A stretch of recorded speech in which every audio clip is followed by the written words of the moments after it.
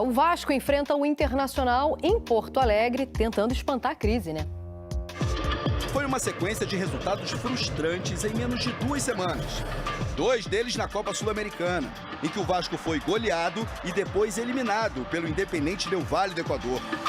No Brasileirão, o time perdeu o clássico com o Botafogo por 2-0. O Botafogo volta da Copa do Mundo e bate o Vasco. E empatou com o Grêmio em 1-1. As 2 partidas como mandante. 4 jogos consecutivos sem vencer. Vitória, ela vai calmar o ambiente, óbvio. Até porque a gente está numa situação delicada dentro da competição. A equipe está em 16º lugar na classificação. A diferença para o Santos, o primeiro time dentro da zona de rebaixamento, está no saldo de gols. E a expectativa de melhora fica bem difícil, assim, do que o torcedor está acreditando que vai conseguir dar a volta por cima. A gente está aí. Amanhã o adversário será o Internacional fora de casa. No confronto pelo Brasileirão do ano passado, o Vasco levou a melhor em Porto Alegre. 2-1 no Beira-Rio, com gols de Adson e Lincoln. Cumprimenta para botar a bola no fundo do gol! No atual Brasileirão, o Vasco foi derrotado nos 5 primeiros jogos que fez como visitante. Só que o mais recente deles foi a vitória por 3-1 sobre o São Paulo. A gente vai procurar lá, tentar repetir a performance que a gente teve com o São Paulo. Se for possível jogar melhor, até jogar melhor. Amanhã o Vasco vai ter mudanças na defesa. João Vitor está suspenso pelo 3º cartão amarelo. Lucas Freitas, recuperado de uma gripe, volta ao time. A equipe deve entrar em campo com Léo Jardim, Paulo Henrique, Hugo Moura ou Maurício Lemos, Lucas Freitas e Piton, Jair, Tietê, Nuno Moreira, David, Rayan e Verrete. E gosto que a equipe tenha protagonismo dentro e fora de casa. Eu acho que a gente vai jogar, tem que saber defender lá no Sul, e é o que a gente vai tentar fazer lá. Bom, vamos falar do Vasco, que vem num momento difícil, né? Depois do Mundial de Clubes, inclusive aí eliminado da Sul-Americana. Primeiro jogo sofreu uma goleada.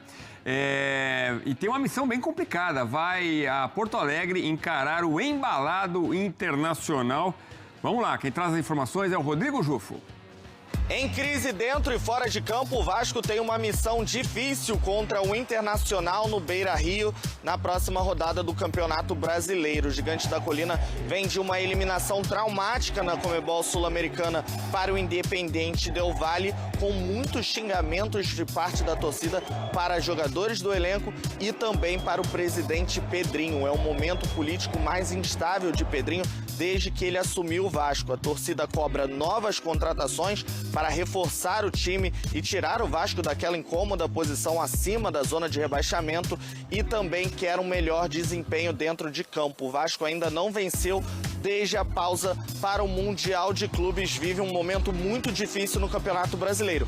Mas Fernando Diniz segue com créditos tanto com a torcida, tanto quanto o presidente do Vasco com o Pedrinho. E agora o Fernando Diniz quebra a cabeça para montar o Vasco para esse jogo no Beira-Rio. Lucas Piton, que estava suspenso contra o Independente Del Valle, foi expulso, vai estar no time titular mais uma vez, de volta com o Lucas Freitas na zaga, junto com o João Vitor e o Paulo Henrique. A grande questão é no meio de campo. O Felipe Coutinho segue com dores na panturrilha e ainda é dúvida. O departamento médico do Vasco corre contra o tempo para deixar o meia apto para jogar essa partida contra o Internacional.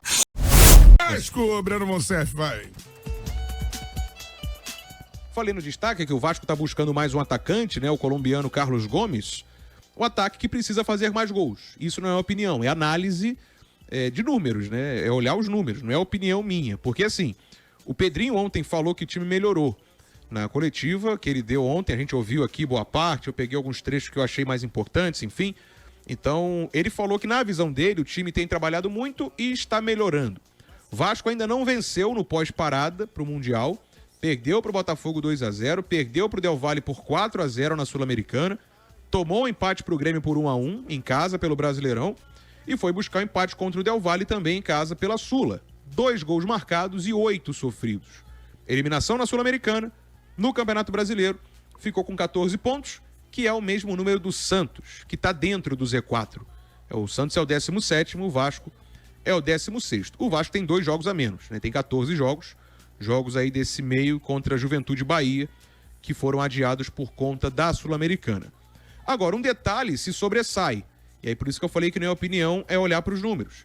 Nos últimos 2 jogos, o Vasco teve 48 finalizações para marcar 2 gols.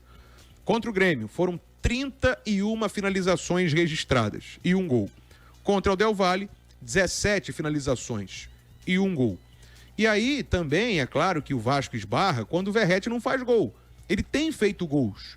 Se a gente olha para os números do Verratti, são 20 gols em 35 jogos. Só pelo Brasileirão são 8 gols em 12 jogos. E para ter uma noção, o Vasco tem 15 gols no campeonato, ou seja, mais da metade dos gols vem do Pablo Verratti. 8 gols de 15 que o Vasco tem. Só que assim, se o Verratti perde gol, como perdeu contra o Del Valle, e os outros não marcam, como o Ryan também perdeu um gol feito contra o Del Valle, o Vasco fica sem marcar. O outro gol do Vasco foi pelo Lucas Freitas, marcado pelo Lucas Freitas. Então o Vasco dependendo muito do Verratti, mais do que ele já entrega.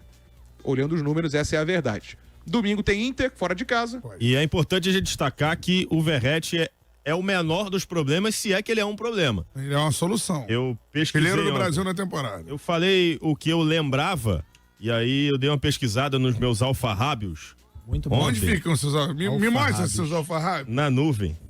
Ah, na nuvem, lá no Os alto? alfarrábios ficam na nuvem do meu computador. Pra lembrar que o Vasco, em todas as vitórias dele no Campeonato Brasileiro, contou com a colaboração do Verratti. Todos os jogos que o Vasco venceu, o Vasco contou com a colaboração do Verratti. Tem um motivo, sabe qual é o motivo? A diferença... Pra você vencer um jogo, você tem que fazer gol.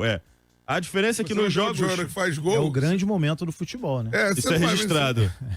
Os jogos... mesmo? Imagino que sim, né? A diferença é que nos jogos contra Fortaleza e São Paulo, ele fez o gol, mas era o gol já depois do Vasco ter saído na frente. Sim. Contra o São Paulo foi o terceiro gol na vitória por 3-1. Contra o Fortaleza foram os 2 últimos gols, o primeiro foi do Nuno Moreira. Contra o Sport, o gol é o decisivo da vitória. Foram 2 gols contra o Sport, né? E contra o Santos é o gol da virada. O Verratti deu uma assistência também nesse jogo contra o Santos. Sim. Ou seja, os 2 gols da vitória por 2-1 tiveram a participação decisiva do Verratti. Então o Verratti, ele não é um problema. Ou se é, pela baixa qualidade e tudo mais, ele é o menor deles. O Vasco tem tantos problemas pra solucionar nesse time. Exatamente. Se você ficar preocupado com o Verratti correr de um jeito, com o Verratti se posicionar de outro, não ter mobilidade, é uma perda de tempo. Eu sou o técnico que tiver no Vasco, eu deixo o Verratti todos os jogos, 90 minutos. Não, então, tem momentos que você pode tirar ele. Sim, Por exemplo, quando o Vasco estava com um jogador a menos contra o Del Valle, eu acho que dava pra você ter substituído o Verratti. O Diniz GB. preferiu tirar o GB e depois ele tirou o Nuno, que eram 2 jogadores que poderiam trazer mais saúde ofensiva. Ao contrário do Verratti, que tem algumas dificuldades sérias para puxar um contra-ataque, por exemplo. Na volta também, poderia ter poupado ele, né? O Vasco não tinha forças para... Era time reserva, cara. Exatamente. Time reserva. Sim, o Verratti não é mais um garoto, né? É claro que o torcedor do Vasco, os que gostam dele, né? Porque tem os haters, né? Mas... Tanto jogador pra ser hater no Vasco, Pois vai é. ser hater do Verratti. Ele vai ser Tem hater gente. do seu Salvador. Tem gente. Cara que faz os gols que você precisa. Embora tenha perdido gols contra o Grêmio e contra o Del Valle. Tá Concordo. bem, Mas ele é o perde. artilheiro do Brasil jogando nesse time do Vasco, O cara que gente. tem crédito é ele. Meu Deus do céu, cara. Tem que ter um controle pra ele também, meu irmão. Que se lesionar... Ele não é um garoto mais, né, cara? Já tem uma idade avançada, quando se lesiona... Não tem pra reserva, se né? recuperar. Não tem, mas... Preciso te atualizar agora sobre as dívidas do Vasco com empresários. Nessa semana, o Fábio Melo foi a um podcast para reclamar de R$700 mil que ele ainda não recebeu da comissão do Watson. Detalhe importante, essa dívida que o Vasco tem para com o Fábio Melo nem faz parte de um valor de R$30 milhões em comissões que o Vasco já reconheceu na justiça que deve somente para empresários. Os números constam da lista de credores entregue pelo clube à juíza responsável pela recuperação judicial vascaína. Separei os empresários que mais têm a receber do Vasco da Gama. De acordo com esse documento, o Carlos Leite lidera esse ranking com quase R$8 milhões. Na sequência aparece o André Cury com R$7 milhões. Juliano Bertolucci tem R$3.300.000 para receber, Eduardo Uran mais R$3 milhões. Paulo Pitombeira, R$2.200.000, Cláudio Guadanho, R$1.700.000.